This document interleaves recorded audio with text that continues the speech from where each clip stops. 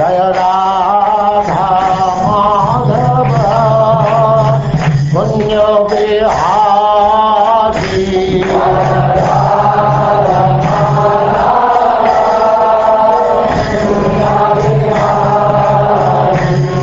Jaya Radha Madhava Punya Vihari.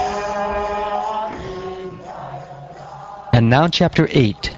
The sons of Sagara meet Lord Kapila Dev. Gopijana Vallabha Girivaradhari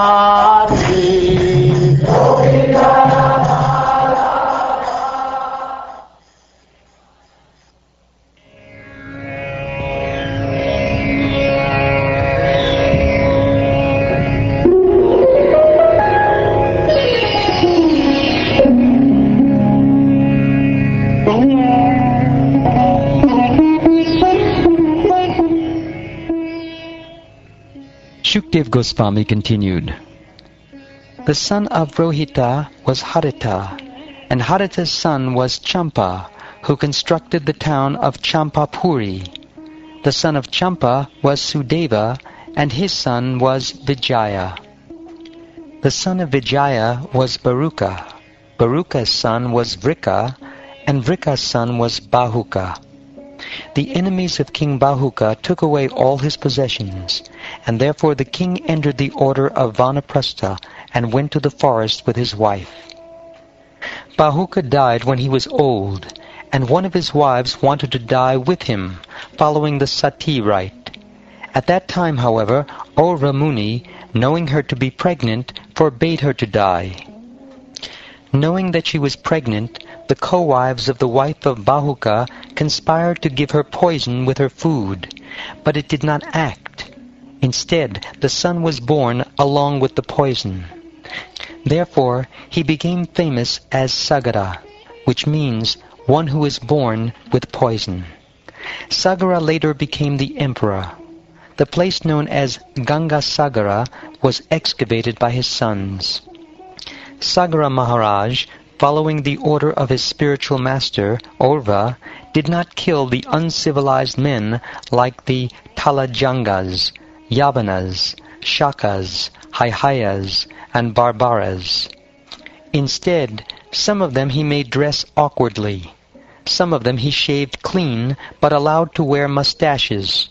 Some of them he left wearing loose hair. Some he half-shaved. Some he left without underwear, and some without external garments. Thus these different clans were made to dress differently, but King Sagara did not kill them. Following the instructions of the great sage Orva, Sagara Maharaj performed Ashvamedha sacrifices, and thus satisfied the Supreme Lord, who is the Supreme Controller, the Supersoul of all learned scholars, and the knower of all Vedic knowledge, the Supreme Personality of Godhead. But Indra, the king of heaven, stole the horse meant to be offered at the sacrifice. King Sagara had two wives, Sumati and Keshini. The sons of Sumati, who were very proud of their prowess and influence, following the order of their father, searched for the lost horse. While doing so, they dug into the earth very extensively. Thereafter, in the northeastern direction, they saw the horse near the ashram of Kapila Muni. "Here is the man who has stolen the horse," they said.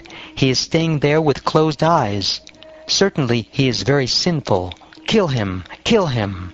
Shouting like this, the sons of Sagara, 60,000 altogether, raised their weapons. When they approached the sage opened his eyes. By the influence of Indra, the king of heaven, the sons of Sagara had lost their intelligence and disrespected a great personality. Consequently, fire emanated from their own bodies, and they were immediately burned to ashes. It is sometimes argued that the sons of King Sagara were burned to ashes by the fire emanating from the eyes of Kapila Muni. This statement, however, is not approved by great learned persons, for Kapila Muni's body is completely in the mode of goodness, and therefore cannot manifest the mode of ignorance in the form of anger, just as the pure sky cannot be polluted by the dust of the earth. Kapila Muni enunciated in this material world the Sankhya philosophy, which is a strong boat with which to cross over the ocean of nescience. Indeed, a person eager to cross the ocean of the material world may take shelter of this philosophy. In such a greatly learned person, situated on the elevated platform of transcendence, how can there be any distinction between enemy and friend? Among the sons of Sagara Maharaj was one named Asamangjasa, who was born from the king's second wife, Keshini. The son of Asamangjasa was known as Amshuman, and he was always engaged in working for the good of Sagara Maharaj, his grandfather. Formerly, in his previous birth, Asamangjasa had been a great mystic yogi, but by bad association he had fallen from his exalted position. Now, in this life, he was born in a royal family and was a Jati Smada. That is, he had the special advantage of being able to remember his past birth. Nonetheless, he wanted to display himself as a miscreant, and therefore he would do things that were abominable in the eyes of the public and unfavorable to his relatives. He would disturb the boys sporting in the river Sarayu by throwing them into the depths of the water. Because Asamangjasa engaged in such abominable activities, his father gave up affection for him and had him exiled. Then Asamangjasa exhibited his mystic power by reviving the boys and showing them to the king and their parents. After this, Asamangjasa left Ayodhya. O King Pariksit, when all the inhabitants of Ayodhya saw that their boys had come back to life, they were astounded, and King Sagara greatly lamented the absence of his son.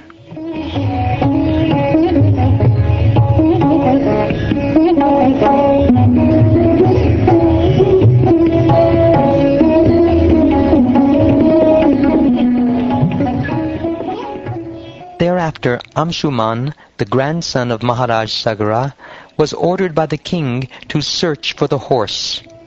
Following the same path traversed by his uncles, Amshuman gradually reached the stack of ashes and found the horse nearby. The great Amshuman saw the sage named Kapila, the saint who is an incarnation of Vishnu, sitting there by the horse.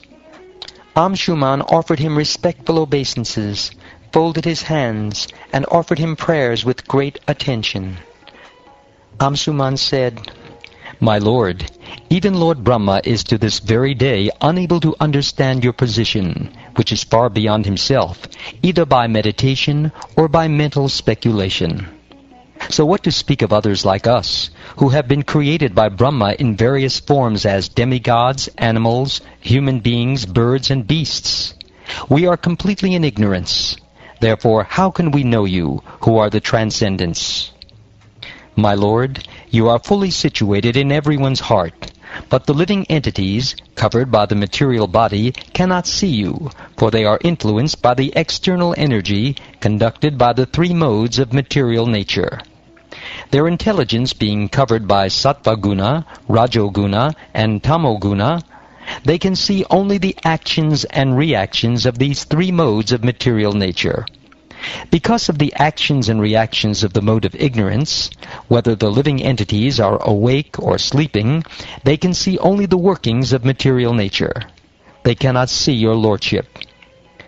O my lord, sages freed from the influence of the three modes of material nature, sages such as the four Kumaras, Sanat, Sanaka, Sanandana, and Sanatana, are able to think of you, who are concentrated knowledge. But how can an ignorant person like me think of you? O completely peaceful Lord, although material nature, fruit of activities, and their consequent material names and forms are your creation, you are unaffected by them. Therefore your transcendental name is different from material names, and your form is different from material forms. You assume a form resembling a material body just to give us instructions, like those of Bhagavad Gita, but actually you are the supreme original person. I therefore offer my respectful obeisances unto you. O my Lord, those whose hearts are bewildered by the influence of lust, greed, envy, and illusion, are interested only in false hearth and home in this world, created by your Maya. Attached to home, wife, and children, they wander in this material world perpetually. O Supersoul of all living entities, O Personality of Godhead, simply by seeing you, I have now been freed from all lusty desires, which are the root cause of insurmountable illusion and bondage in the material world.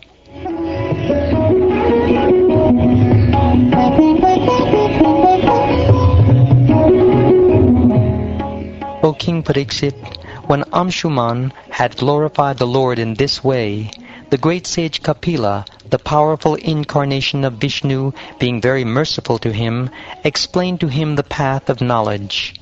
The Personality of Godhead said, My dear Amshuman, here is the animal sought by your grandfather for sacrifice. Please take it. As for your forefathers, who have been burnt to ashes, they can be delivered only by Ganges water, and not by any other means.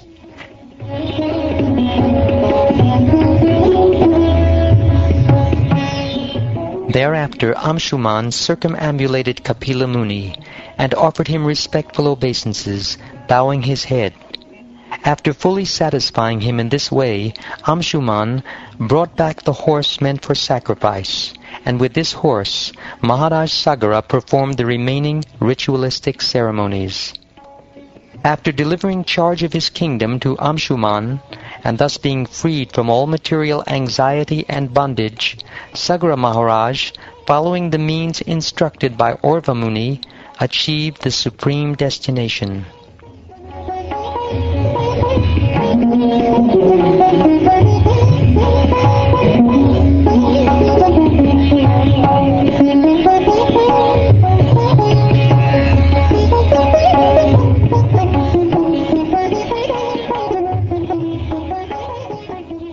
Thus ends the 8th chapter of the 9th canto of the Srimad Bhagavatam, entitled, The Sons of Sagara Meet Lord Kapila Dev.